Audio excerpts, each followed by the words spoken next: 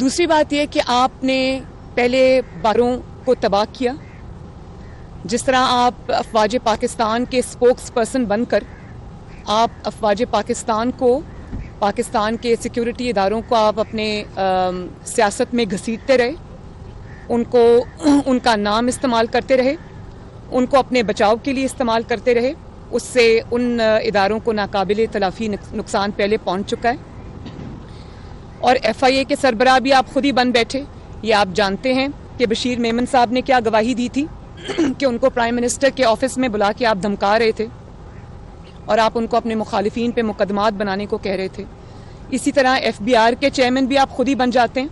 اسی طرح آپ خفیہ ایجنسیز کا جو کام ہے وہ بھی آپ خود ہی کرنا شروع کر دیتے ہیں. اور اب آپ الیکشن کمیشن آف پاکستان کے چیئرمین بھی بن بیٹھے. دیکھیں، الیکشنز جو بھی الیکشنز اناؤنس ہونے ہوتے ہیں، ان کا جو اسکیڈول اناؤنس ہونا ہوتا ہے، وہ آئین پاکستان نے ایک ادارہ بنا رکھا ہے جس کا نام ہے الیکشن کمیشن آف پاکستان. یہ سارے فیصلے، یہ ساری اناؤنسمنٹس جو ہیں یہ ای سی پی کو کرنی ہے. یہ کوئی پرائم منسٹر یہ چیز نہیں کر سکتا. آپ نے کس حیثیت میں یہ جو 1 مہینہ پہلے کا اعلان ہے الیکشن ہولڈ کرنے کا سینٹ کا، وہ آپ نے کس حیثیت میں کیا؟ کیا آپ نے آئین پاکستان کو نہیں دیکھا؟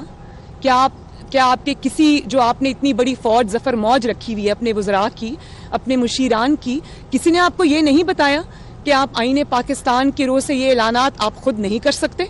یہ الیکشن کمیشن آف پاکستان کا کام ہے؟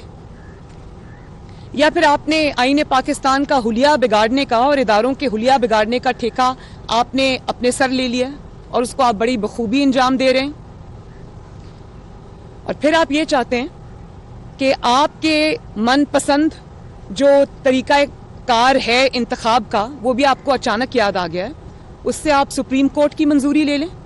آپ سپریم کورٹ کو کس خوشی میں کنٹروورشل بنا رہے ہیں اور کیوں آپ اس کو اس مقدمے میں گھسیٹ رہے ہیں؟ بات یہ ہے کہ یہ پارلیمنٹ کا کام ہے. یوٹیوب پر گوگلی ٹی وی دیکھنے کے لیے youtube.com کی سرچ بار میں گوگلی ٹی وی ٹائپ کریں. گوگلی ٹی وی کے پیج پر سرخ رنگ کے سبسکرپشن والے بٹن پر کلک کرنا نہ بھولیے. یوٹیوب پر اپلوڈ ہونے والی ویڈیو سے باخبر رہنے کے لیے بیل آئیکن پر کلک کیجیے. آپ کو ہر نئی ویڈیو کے بارے میں نوٹیفیکیشن موصول ہو جائے گا.